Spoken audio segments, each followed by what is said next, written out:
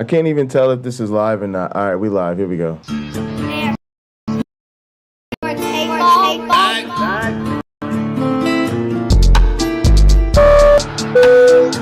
Ladies and gentlemen, welcome aboard.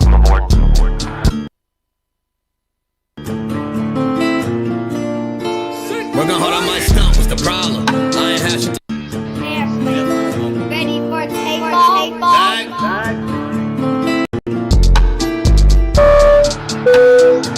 Ladies and gentlemen, welcome aboard. We're gonna hold on my stump, what's the problem? I ain't had shit to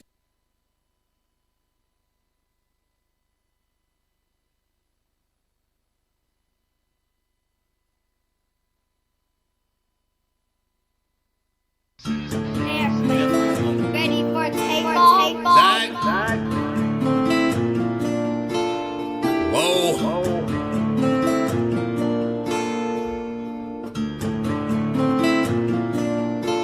We're gonna hold on my stump, what's the problem? I ain't had shit to show, being modest. Now it's grams of the wax for my conscience. Bron James in LA, you're on college. I've been jumping on them planes like a hobby. Still moving with the pack like my partners. Put the John on them jets cause you wildin'. But the bowl is a party on the island, moment of silence. So good, get back to the topic. Grew up, it was me and Flocka. Grandma's and Big T, this my mama. I ain't even for the pain when my pots flip. Knew his name, that's it, never bothered. Thanks, Melody. Mom said, you the man, son, you got this. Ever since I found a way to go and pop shit. Hold up, blaze through a whole zip. Took a seat at the table of my first flip. Days in red roof for my first whip. Spent the money with the gang, never post pics. Seen a change in the game, had to coach it. Never let them take my wangs in the mold, bitch. Ever made in a month, nigga. Used to serve him at the minute just to front, nigga. Goddamn. I don't know what the hell I'm talking about. Quick, I made my own rules. All right, our redeems are working. With music. Can't really hang with nobody who loses. Nah. I thought by now that you would go and get it, but I could hardly see niggas this distant. Know you get cropped if you not in the picture. And I made that tag and went got a bag. Shots to the Henny and OG prescriptions, put rebel shit on the map. Took a leap from where I started at, started balling now, I'm Chris crawling cats. Got him steady calling for the move, but I'm on the road, gotta call him back. And that's all fact. There's a reason why this world's going to hell. There's a reason why this world is going to hell. Ladies and gentlemen, welcome aboard.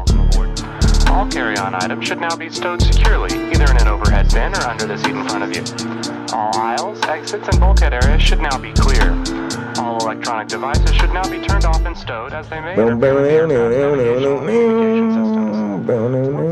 Unfortunately, you may use approved electronic devices, but note that some items may not be used at any time during the flight. All right, y'all. Now, let's get into it. We got a lot to do today. Basically, I'm tired of shit. Y'all missed Crown Jewel. We watched Crown Jewel earlier. Please don't forget that there is the World Series Game 6 tonight at 8 p.m.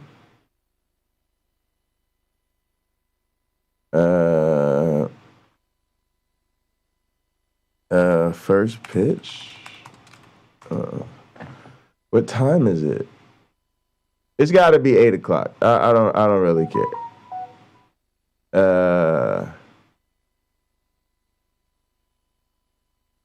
Sorry, I'm trying to look at the. I don't know why it's not showing. It's like why they're making it so hard for me to figure out the time. But yeah, I think the game. Here it is, Saturday, 3 p.m. Yeah, so 8 o'clock. We're out. Join us and gather. Watch the World Series. Me and Uncle Bobby. I was talking to Uncle Bobby, so we'll be doing our show with Uncle Bobby tomorrow at 1 p.m. Eastern.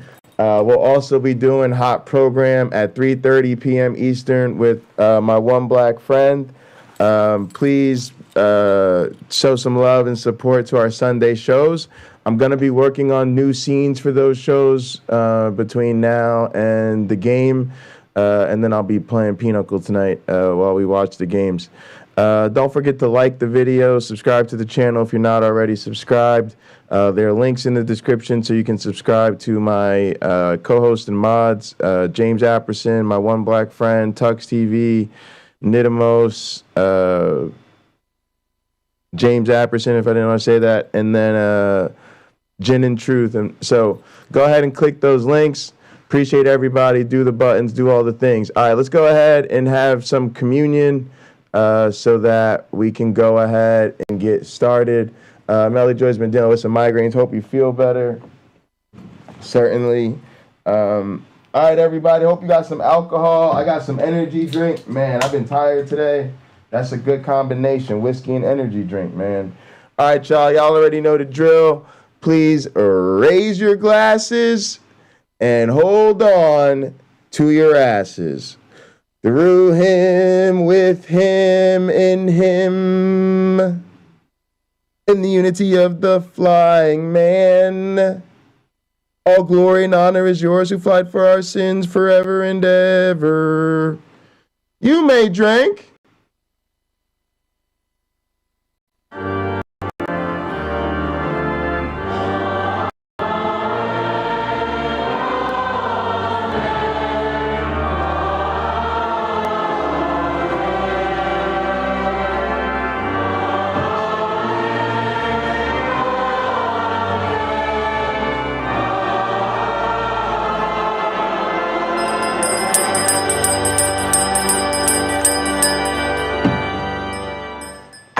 So I was watching Heathen Queen's interview earlier with Dan Conger on escaping a cult.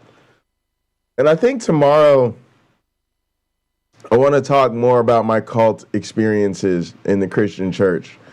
I feel like I've been really out here as, as a counter-apologist, a scientist, blase, and Glavinoids, entertaining, but I haven't really talked to people.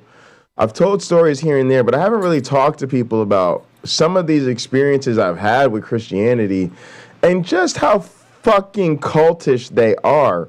You know, it's like I feel like I could compare Stripes with pretty much anybody and be like, yo, dog, I grew up in the thick of it. And then not even that, was in the thick of it as a younger adult. So I think maybe tomorrow with Uncle Bobby would be a good time to talk more about that. Maybe some more with my one black friend. But look for me to go more down the road of Nidimus or this Dan Conger guy, because I feel like my experience isn't resonating with people as much as it could be. And a lot of that is I just haven't shared those details. Also, AR, sorry, I didn't mean to dip on Gather. It's just that sometimes I'm using my old streaming computer that's about to be replaced, and I need to use this computer because this is the computer that I stream from, and so I have to use this computer today so that I can build up my scenes in Streamlabs so that I can use them tomorrow on the show. So everything's a little bit weird today. I'm not streaming from Streamlabs today because I have to actually work in Streamlabs, and so I want you guys to be able to see what I'm doing in Streamlabs, so I can't be broadcasting from Streamlabs. So I'm using Restream, which I haven't done in months. And then everything's on one computer because I have to actually work on the machine that I'm streaming on. So, but it's all good. I just got 3 estimates from my boss. I shouldn't say my boss. I hate that term. My advisor. I'm more willing to call him my boss when he's buying me stuff. But yeah, he's just sent me 3 quotes on some really good new machines for streaming PCs. So I'm really crazy happy about my advisor right now. It's like he just got me a new M1 Ultra Mac that hasn't been shipped here yet, but literally I've been telling you I'm trying to replace both machines, and I just feel fortunate that my advisor really kind of gets it, that I need a super computer for work, but I also need an entirely separate supercomputer for recording and streaming. And we're getting close. So whatever, we'll deal with a little bit of machine frustration for a couple of weeks, but then it looks like we're going to be on the other side of this thing, and I'm going to have 2 very, very, very powerful machines, and then from there we're just going to focus on building up the studio. But yeah, little bit of Gather was slowing things down, so I closed Gather for now. All right, let's go ahead. Let's do our communion song. Then actually, maybe I'll play a little bit from this Heathen Queen interview, kind of warm it up by showing y'all, talking to y'all a little bit about how I'm relating to this, and then we'll move on to working on these scenes. Like I said, I'm trying to do a new scene for the Blackout with Uncle Bobby, Gin and Truth, and a new scene for Hot Program. So we're going to be trying to get those ready to go. But let's go ahead and have a little bit of communion. I want to do BBVW and Shot at Jers pull-up. So these can be found on the Spotify Essentials playlist for OG Roddy. I'll go ahead and drop that link, actually. She be getting her hair done Tuesday. Feet up, relaxing, sipping that Douce. If this was too then we take over the internet. Try to make you my new babe. I laid the dick down proper, it's a new day. Who order expensive lobster and souffle? Now that'll be me. Had to pull up in that CP3. Do you love me, look, he shot town to New Jersey. That's the OG Roddy Essentials playlist, y'all. Yeah, I got the hook up. Anytime that you need me, we gon' pull up. Damn right, I got the hook up. And say you gotta act brand new. Nah, I can't stand you. Had to bring you round just to show what the fam do. No text, no calls, no reasons to be involved. Young John Wall taking what's give it and get it off. Come on. What you doing, girl? Pull up on me. Shout out again to Hippie Smiles. No disrespect about me. Let me make sure Sam has his water. I can tell you about it. Now let me tell you about it. Days I'm in the hood like what it is. I might just slide up on you like what up, bitch. Cause you know I like to play with you. Come spend the day with you, come kick it, seeing what it do. You feeling comfortable, I make the move. But now it's different though, I guess it's cool. You wasn't shy about my love, remember after school days when I picked you up. So now you fucked around and changed, almost messed it up. See, I ain't changed, trying to catch playing with you. Came back around to show you that I made for you. And here you go with the same old song on your weekend shit. I might just wish I never met her like Call Tom is. But I ain't tripping, no. Stay up on the grind, we gon' get some stuff. And you got that good ass brain, I had to let you know. Really wanna let you know. Tell me where you wanna go and what you wanna know. Whoa. What you doing, girl? Pull up on me. I'm living in the moment. In the city with the gas roll for you. Yeah, right. Nobody ever texts on my fuck water. No disrespect about me. Also, I'm on Restream, so here, let me drop the link.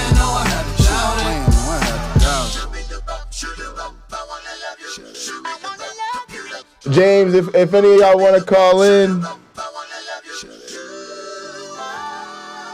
that's the link right there. Let me go ahead and pin that. What you doing, girl? Pull up on me. In the city with the gas roll for you. No disrespect about me.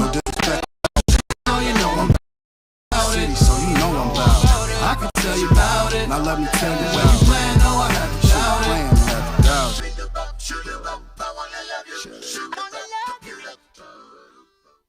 All right, y'all.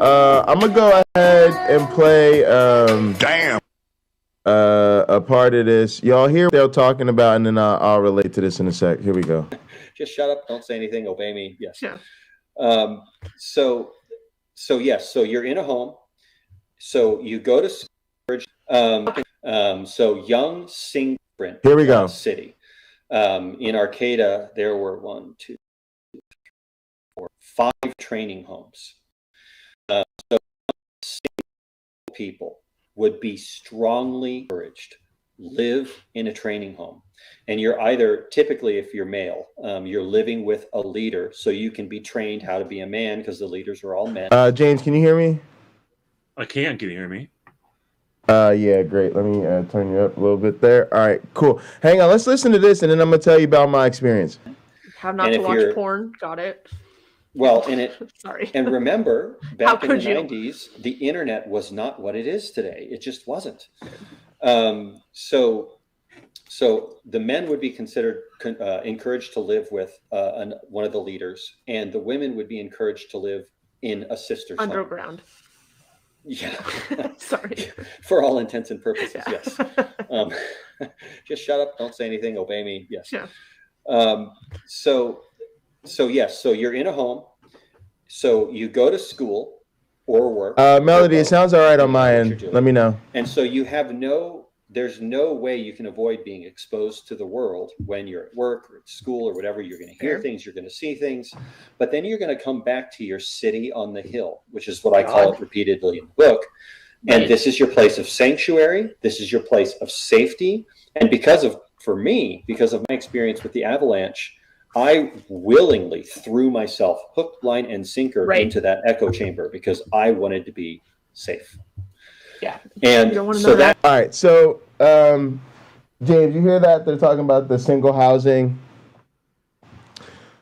So, Good. So this was the deal when I worked for a church, right? So I worked for a church in New Jersey. I was a community organizer for the church. I was the part of the, after school program. We had an after school program. I helped run the after school program. I was sort of the tutoring director for the after school program. I was also the co-director of the summer camp, and I worked full time at that church, right? It was my job. I worked at the church, and I also bartended part time, so that was a little weird. Be like, people be saying, "What are you doing? You're not tending bar." I run a youth program at a church. Oh, and then I was on the worship team, and I was also part of a rap group that recorded in the studio. What was interesting though is we kind of had this where, so my grandparents even now live on a parsonage, right? So literally today, my grandparents are moving into my mom's new house. Remember I told you my mom built the house in Jersey for my grandparents? Mm-hmm. So my grandparents are moving from a church house to that house, right? They're literally moving from the little parsonage that was on the property of the cathedral. That's their church. And so they're like packing up all their shit out of the parsonage and moving into like a real family home with my mom, right? And that was like them, like, because they had a house, right? My mom grew up in a family home in the suburbs of New Jersey. And, when my grandparents, got older and were more full-time, they sold their family home, this house my mother grew up in, the house OG and Roddy and I had Thanksgivings and Easters in, so that my grandparents could just live on the parsonage. And now my mom's trying to get them out of that. So anyway, that's like a Pentecostal parsonage, right? But even when I worked at the church, which was a Reformed church as a young man, most of the guys that worked on staff, they lived in a parsonage. They lived in this house that was on the church property, which was nice because they didn't have to pay rent. Because remember, I told you they had to raise their support, so taking rent off that list was a big deal. And then I had an apartment, but the girls, or the young ladies, I should say, that worked on staff, they all lived in an apartment, right? Like kind of like a block or two away from the church. And so, we all spent a lot of time together. It wasn't like seclude or die, right? Like it was always like, oh, the girls are cooking dinner, we're going over to the girls' place for dinner, right? So we would go over there as a bunch of dudes, and it wasn't like we were going over there to hook up with them, right? We were going over there, we're just gonna eat dinner and whatever. But they talked about this a bit in this interview, how there was dating in our group, like a lot of groups, but then there's some groups that are super extreme where there's no dating, right? We were like a serious group, but dating, right? And then, they were constantly at the guy's house.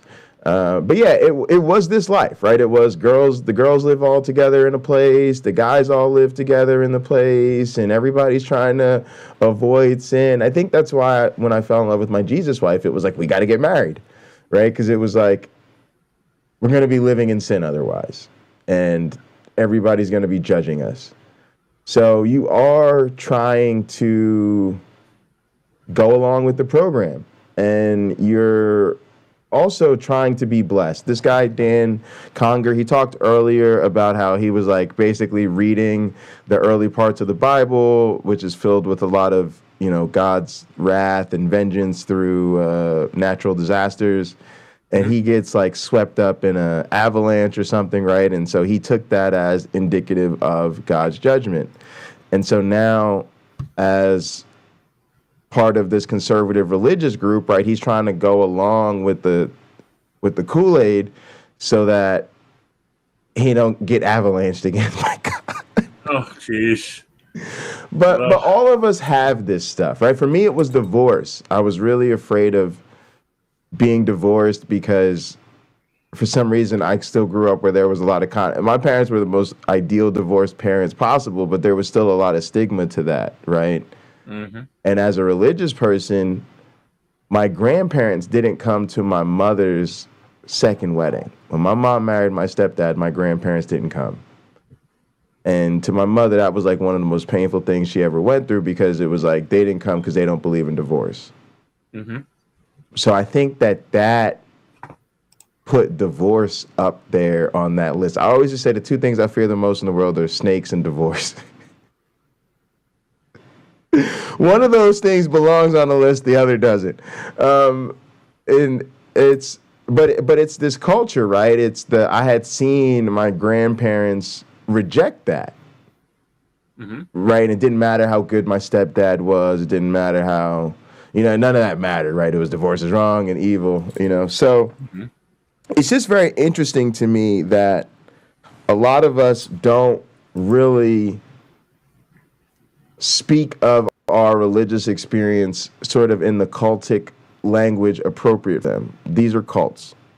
Right. We were put on some cult shit. Don't touch yourself. Don't fuck. Live in this house with single men under the leadership of fucking male authorities who literally have no expertise in anything in the world other than shaming and controlling people. This is cult shit. Mm-hmm. And then I felt like I'm almost like underselling my channel because I'm sitting here as some counter-apologist who comes from a quote-unquote Christian family, instead of being like, no. I got all the same straight cult shit everybody else got. Mm. Y'all interested in cult stories? I got cult stories out the ass. Mm. But yeah, it's like, we got to be honest. There's just some real cult shit. All right, James, I'm tagging you in. That's said enough.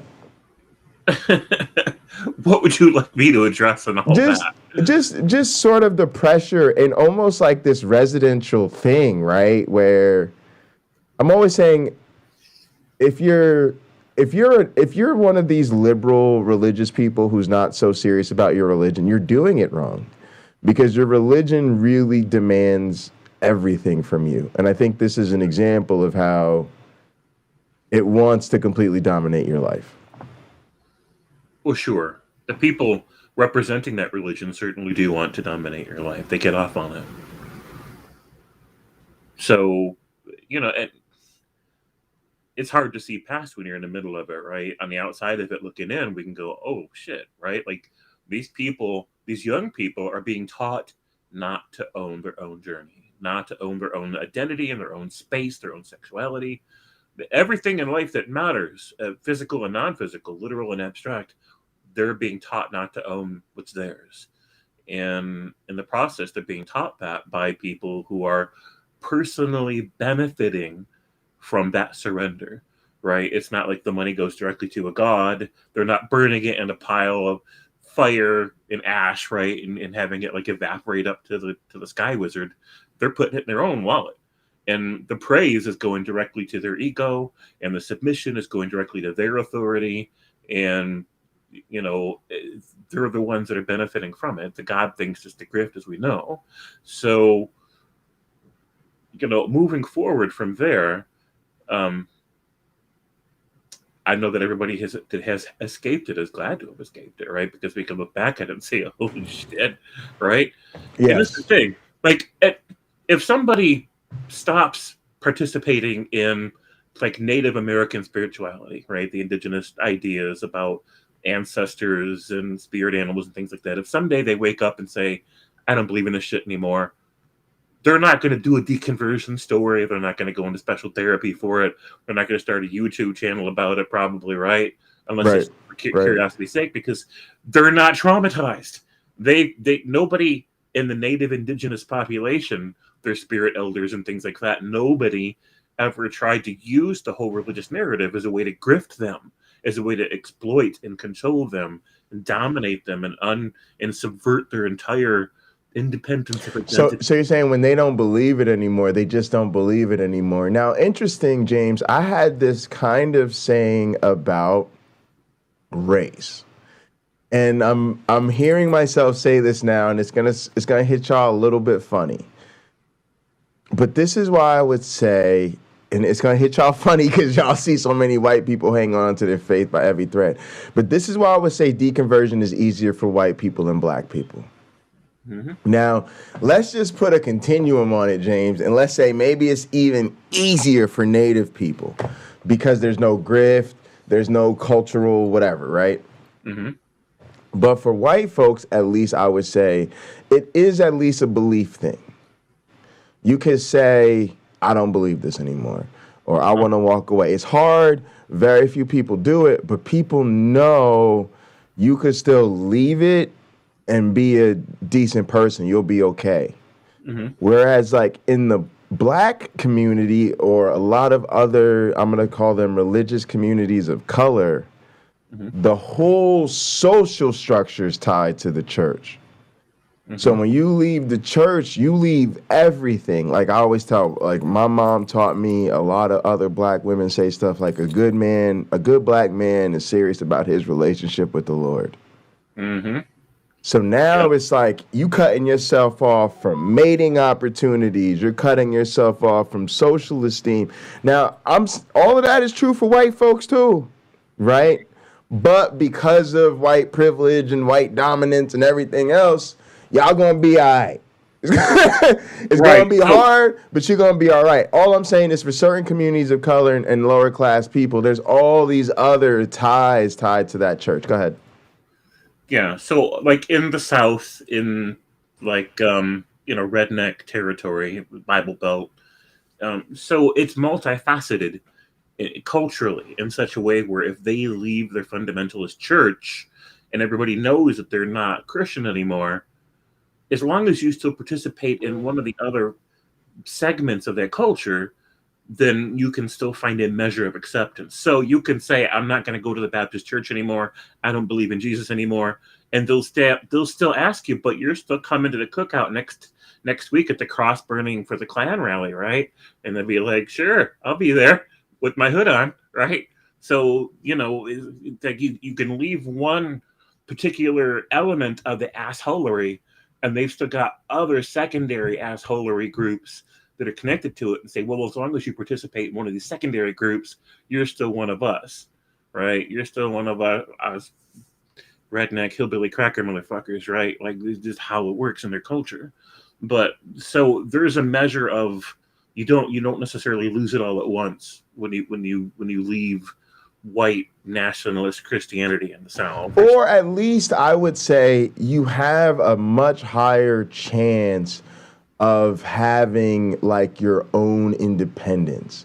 Like there's a much greater chance it won't leave you financially, socially, emotionally devastated. I'm not saying it won't. I'm definitely not saying it won't. Matter of fact, I'm almost certain it will no matter who you are, right? To some extent, it definitely can. But there is greater risk to other people, right? If that's it's been like and it differs, right? I feel bad when I generalize this way, but I have to because that's what I'm interested in. I'm interested to how do this whole group of people live something totally different than this other group of people, right? So I got to talk about the difference between the groups, and I know I'm overriding the nuance of people's individual experiences, right? But yeah, it's just something I think about, and I think all this is really interesting, especially because, like, the way I experienced it, and I know so many others, we'll never get that time back, right? And so these were critical years for us, critical teenage years, critical early adult years, critical learning experiences, how to live with others, how to be a young adult. And we were put in these weird situations, right? Like I think James just dropped James. Here it is. Boom, noticed it. I'm listening. I am watching my monitor today, folks. All right, so it's weird, James, like those were critical years for us, right? Those were the years we were supposed to learn a lot of shit. And that cult context, I think, threw off our whole life trajectory. Oh, absolutely. I know it did mine. It ruined my life in so many ways. And so when somebody like Peter W. comes into the chat and says Christianity never has anything to do with damaged people taking their lives, like it's a spotless, righteous institution that has never done anyone any wrong in any way, and only people who aren't really Christians who misrepresent Christianity sometimes do harm. Right. He dismissed me with that bullshit. And he doesn't want to have those discussions, right? Like people like that, they don't want to have the discussion. They're afraid of the discussion. Same as like Catangelo. For him, it's just a matter of calling you out. But the moment you accept the challenge, he ain't ready for it. He knows he ain't ready for it, right? So, I mean, I hear what you're saying 100%. Now, I'm not completely sure why it works a little bit different in Black churches or Black communities, Black families that are religious than it does for the white side of that equation. I'm not either. I could just guess at it. Go ahead. I don't want to cut you off. That's all I wanted to add. Go ahead. I don't have a guess. I was about to ask you what your guess might be. For me, all right. For me, it's just racism, right? One of the results of racism was that, and I've written about this, but like when I was in college, like I wrote essays about this. So basically, let's think about domains of access to status. Because I know people don't like to hear this. We like to be all, we are the world, we are the children. But we're a species about hierarchy, status, dominance, right? You got to have some leverage in this world to get something. Right. Now, I'm a scientist right now. That's crazy, y'all. I'm a Black American who finished a dual PhD under one of the most prestigious researchers in my field. Now, when my grandfather came up, that just wasn't going to happen. Just wasn't going to happen. Right. So he even says to me, my grandfather's like, oh, I could have gone to college, right? Everybody in my family's smart, y'all. That's who I get it from, right? He's like, I could have gone to college. I would have been there to play football and meet girls. Wasn't nothing for me to do. So when he came up, that wasn't going anywhere for you as a Black man. So you didn't have access to all of these different careers, lawyers, doctors, teachers, whatever. So for a lot of people, I think they got status through the Black church. That was what was available. I hate to say it, especially to the average person. You work for me. Go ahead. It caused them to psychologically overinvest in it as a source 100%. status. 100%. Yeah, that's brilliant. Think about it. The world was telling you because you're Black, you're a shit. Yeah. And then the church is telling you, no, dress in white this Sunday because you're a saint. Yeah. So that esteem, that's what my family's hooked on. That generational esteem.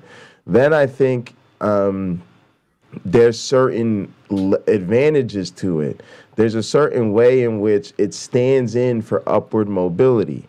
So like in my family, I always talk about there's a distinction between the real religious ones and the real ones, right? So the real religious ones is like my mother, my grandparents, right? The real ones is like OG Roddy, my cousins, So the religious ones don't just see it as we believe in God and we're religiously devoted and they're not.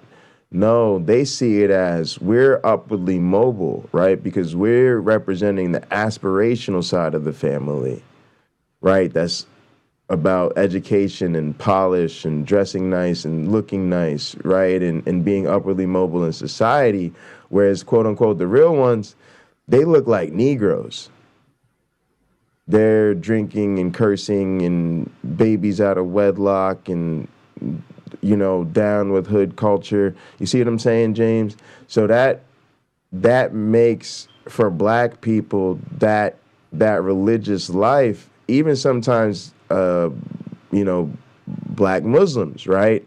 It makes them feel like, I hate to say it, it just stands in for upward mobility. It makes them feel like they're moving up in life, right? Because they're called to be special, and they're honoring that. So that gets wrapped up in it, right? They, you know, you start to tell them that God is nothing, or that's not true, or that's sitting on some bullshit, then holy shit, now you're telling them the real ones were right, and they just some regular ass Negroes like everybody else.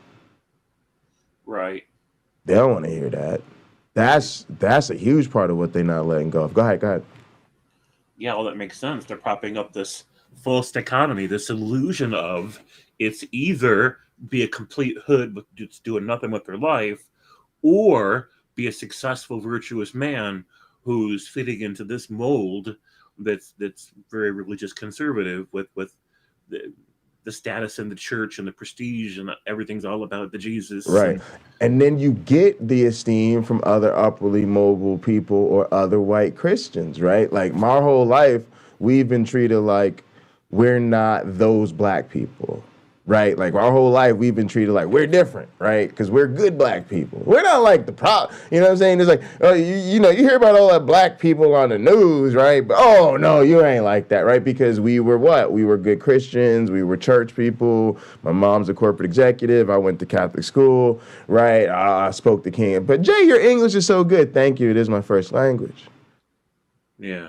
But that stood out like a sore thumb from what people were seeing as blackness, pants sagging, gun violence, hip hop, right? My white friends all listen to way more hip hop than I did. I was in jazz band, but right, that fit into, again, the upward mobility. So I think that's all part of it. My essay I wrote in college, I'll see if I could dig it up or something, but I basically wrote even about how the music and the culture, basically took things that were about freedom, about our strive for justice, and just swapped that in for Jesus. So you could have a song that would have something like, and I'm gonna fuck up the rhythm and everything because I ain't got no music, but like, woke up with my mind stayed on Jesus, right? And it's just some old slave song. You're out in the fucking thing, and y'all like, you know, we're just thinking about the Jesus, right? All day. Literally, you would take the same song and then hot swap freedom. Woke up with my mind stayed on freedom, right? So a lot of people, literally, you could just take out the word Jesus, put in the word freedom, right? And so now what's powerful about that, folks? I talked before about status and sort of upward mobility, but now let's shift it a little bit and think about participation, right? And the numbers on participation is crazy. If you go to a church, if you take the ministers, the worship team, even if it's a choir, and the band, you know, let's say it's 20 people that is part of the on stage crowd, right? It's 200 or more. That's 500. That's part of the congregation. Could be in the thousands. You see what I'm saying? So that's what the masses are doing. The masses are congregants and pew fillers. Well, where else can black people get together in mass and be on they shit and be talking about their freedom and they Jesus and all of that? Nowhere, y'all. We can't go to the Y and just show up with 80 black folks at the Y talking about freedom. Okay, good luck with that. They're all going to jail. So I mean, so literally, the black church was the only safe place for a lot of people to have a public voice. They could literally lift every voice and sing. So for the average person, it was like the church made you feel like you was part of something bigger. You could speak to it, and it went back because a lot of people literally either heard the stories or they passed down the stories, where it makes it feel like, you know, the church was out there singing songs about freedom, and all of a sudden Master comes around to do his rounds and check on them, and all of a sudden the lyrics switch back to Jesus, right? Because now they're in hearing range of Master, and they don't want to get caught singing about freedom, right? That's gonna get your ass whipped. So all of a sudden Master's there, they're singing about Jesus, Jesus, Jesus. Master's walking around looking, he's cool, all right, everything's fine. The slaves are just singing to get through the day, no problem. And as soon as Master goes back into the house, what happens? They pop back in them freedom verses. You see what I'm saying? And now they singing about getting the fuck up out of here. So the church, in a sense, provided cover for your desire to be free. And right, wrong, or indifference, black folk trace that back to slavery. And so it's like church was our cover on the plantation. And then to be honest with you, because they accepted the Christianity and taught it, right? Freedom itself, I hate to say this, I think for a lot of people, freedom itself feels like it's only valid under Christianity. What do I mean by that? It's their understanding of Christianity that says I'm a human and I'm created in God's image, and therefore you as the white man supposed to treat me like I'm created in God's image. And, you know, under their notion of Christianity, we're all free. So that's a huge part. It's almost like saying if Christianity is not true and there's no God, it's like the Jews. You're taking away their specialness. What are you saying? No, God wanted us to not be slaves anymore. Do you understand? That's our Exodus story as black folks. Yeah. And so it's like, no, we were fucking slaves, y'all, and they treated us, it was real fucked up, you know? That's why people at watch night services, if a lot of real black religious people, some of y'all in the crowd know this, like, they don't do New Year's parties. Like, while everybody else is watching the ball drop, they're in church. Why? Because they're celebrating watch night services, which is, you know, the slaves were supposed to be set free or whatever, and it was at midnight at New Year. So now they're in church at New Year's celebrating when that clock strikes midnight, and that was supposed to release the slaves. So literally the very freedom and equality of black people is tied to their idea. So this is what I mean. And this is also why I'm so serious about like working against Christianity. Like you just got to tell these people the jig is up, because they have so many extra layers tied to this that you got to just shock them out of it, because there's too many layers of identity and gook, you know, glammed on to this Christianity idea, and it's a fucking mess.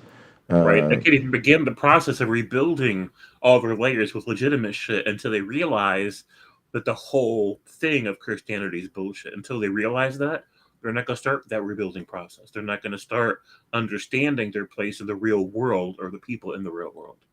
Absolutely, yeah, absolutely. And so, but it's tough. But yeah, they got, because they're gonna just fall back to it. It's the default.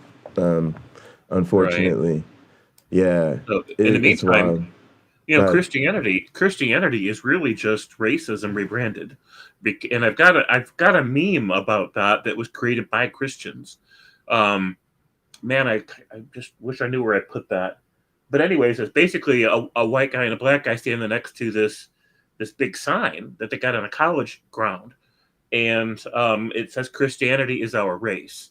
Right. And so we are all equal in Jesus or something like that.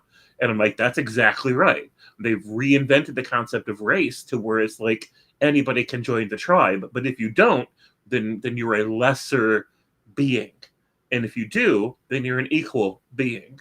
And it's the same kind of thing, except normally with race, you can't join it. But if you go back to like the Judaic cults, right, like the Hebrew religion, they were very racist. They were extremely racist. It's all throughout the Old Testament. Just people don't realize it when they read that shit. That's what that is, extreme racism. But you could join their race. You could become a second-class Jew, right? And you weren't completely equal. Right. More, that kind of thing. Right. And Christianity is very much that same way. So they have this pretense of if you're one of us, you're an equal. If you're not, then you don't even deserve to exist. Somehow they feel fine with that. But if you really think about it, they're not all equals in Jesus. They don't even believe that because they have hierarchies and people that are more respected and considered more spiritual, right?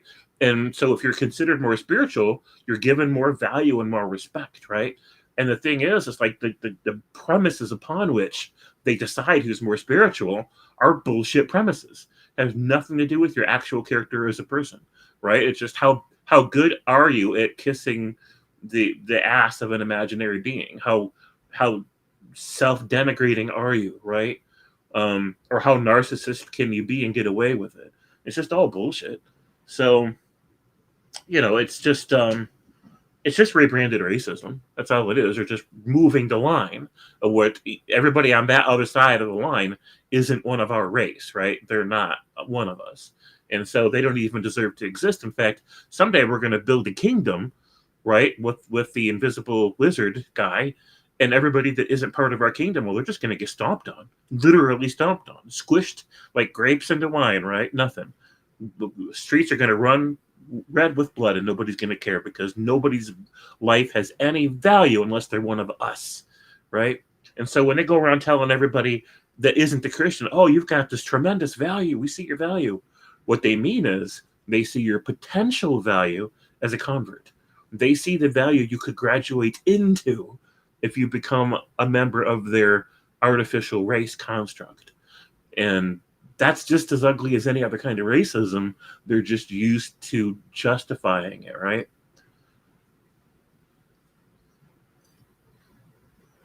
Are you still with me? Yeah, I completely agree. Yeah. It's can you hear me? Yeah, I can hear you. James, can you hear me? Okay. Yeah. It's I completely agree. Yeah. It's and of course it's especially sad in the case of African Americans because I don't think we'd believe it without the indoctrination from the masters, right? Like, and so now you're essentially subverting yourself to the masters' religion. It's awful. Right. So you're still a slave all over again. You still are. You're just a slave to a different set of masters with a fantasy narrative that justifies it all. Right? You're still denigrating yourself. You're still making tremendous sacrifices to your liberties that you shouldn't sacrifice to any man. And American, absolutely. And it's also, sorry, I was just going to also add that it's white Jesus. In this case, the actual Jesus is white Jesus. You know what I'm saying? Like, if you're an American Christian, like, that's what it's about. It isn't about, because even if you in your head think, oh, I'm a follower of the faith of the one from Jesus of Nazareth, that's not the effect of you practicing Christianity in America today. The effect of you practicing Christianity in America today is you are powering the white Jesus theocratic dream. Right.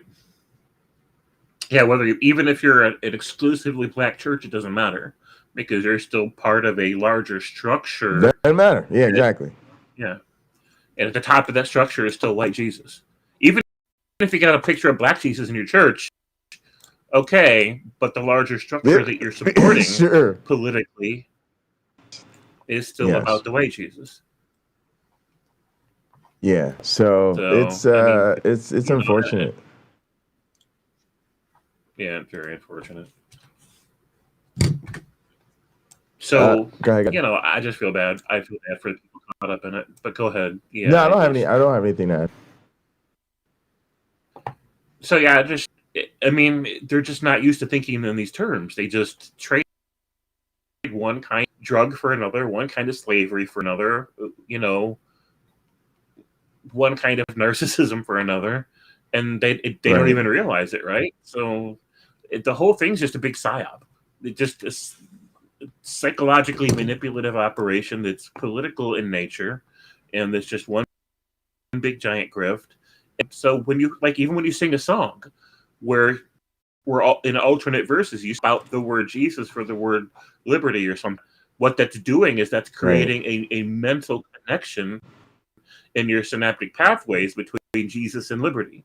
And it's so then words lose all meaning and it's just a sensation, right? It's just a sensation. And so these ideas become exchangeable, not in the dictionary, but in the mind of somebody that hasn't questioned it. You're not supposed to question it. It's all just a way to manipulate cognition through emotions.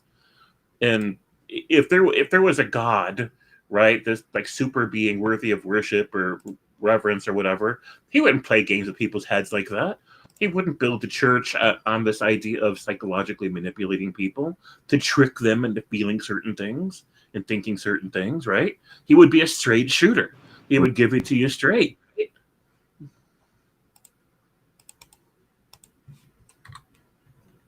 Absolutely. And instead you get this, I don't know. And to be honest, it's weird because I kind of get the argument of like, well, he can't because that would take your free will out of it. It wouldn't be faith. I don't know why more people don't go with that. It at least holds works up to better me. in an argument, I think. But at the same time, it's like, do you violated your free will by making sure I exist? No. That's what people do when they just say hello. They walk up and they say hello. Bam, they exist. Right. Does anybody feel like, oh, now I don't have my free will choice not to believe you exist? Same people don't relay. They just, if you want somebody to know you exist, you walk up and you say hi. No. It's pretty damn simple.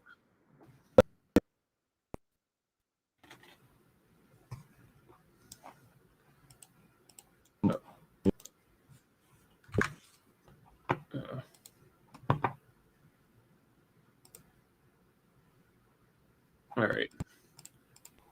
Hello. Hold on. Yeah. James, can you hear me? Yeah, I was playing a game in the background and I realized I can't play the game. It uses that bandwidth. So I quit it. I quit the game. Uh-oh, am I still lagging? Okay. Wow. Let me reload that. Let me reload. Hold on. Let me reload.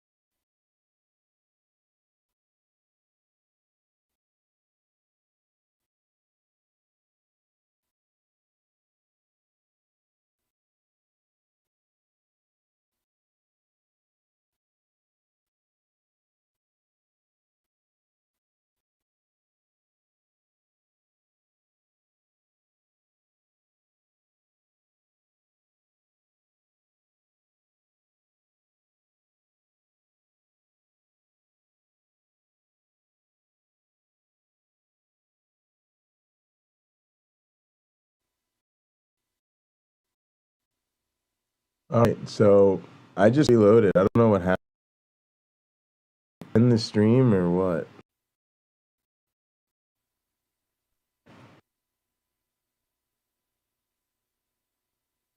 All right, it looks like it kept the stream up, but that it sounds weird as fuck.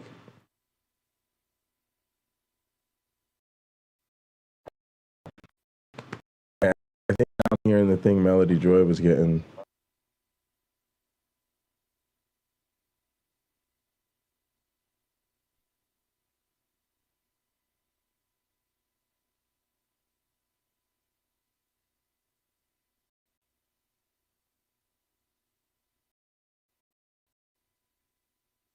All right, I don't know, maybe it looks like it's worked out now. Maybe I just needed to give it a minute. We'll give it a minute and see if it's okay. Yeah, it's still a little choppy, right? I don't know, maybe it looks like it's worked out. Let me play a video. 1 minute and see if it's okay. Yeah, it's still a little choppy, right? I don't know,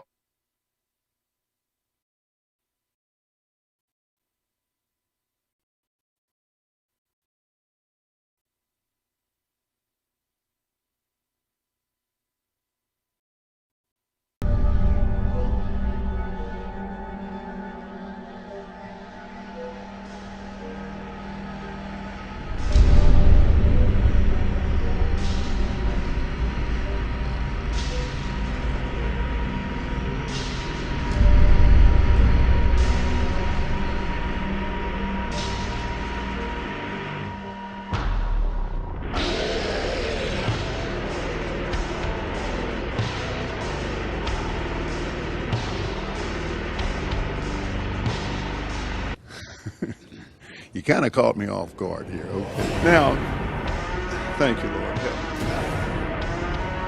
Let me put it very simple. It takes a lot of money to do that. Oh, yeah. Well, for example, that's really none of your business. But, hey, you listening to me?